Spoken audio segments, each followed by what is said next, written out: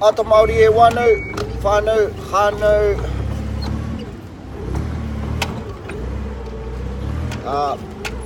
Aha ko te aha, no whea koe, no wea, no hea. Kai a koe tō mana tō reo. No tō rohe, nā tō rohe. Haere au. So today's kupu or tamato nei kupu o te rā. Wāhi, rohe. Our place name is Onetangi. Onetangi. Okay, not Onetangi or Onetangi, as some pronounce it. Alright, you bloody Australians, man. I don't know. You've had a huge influence on our Maori language and how it's pronounced.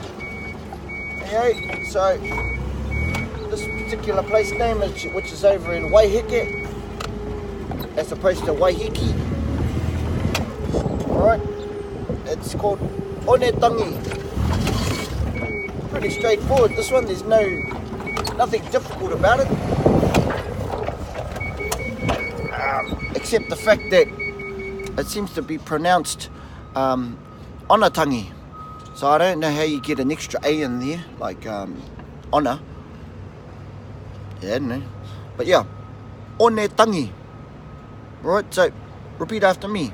O ne ta ni.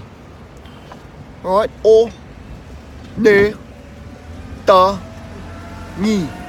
There goes one of the bros. So the hardest part in that is actually just pronouncing your vowels. So it's not Onetangi or Onetangi.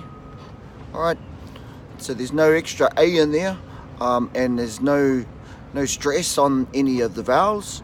Alright, so just learn how to pronounce your vowels. O ne ta ni. O ne tangi. O ne tangi. It's pretty easy, pretty straightforward. Yep, and just the NG in that. Alright, just remember when you're saying the NG, which is ng, just pronounce the word sing or singing. Alright, and then that's how you pronounce your NG. So o ne ta ni. And your T, keep it short, keep it blunt, like almost like a D. There's no sharpness or no T in there. It's a T. Almost a D sound, but not quite a D. Alright, Onetangi. Mauri ora, thrive up! Oh look, here you go, have a look at what colour patch I'm wearing today. Ooh, pink, yeah! Ciao.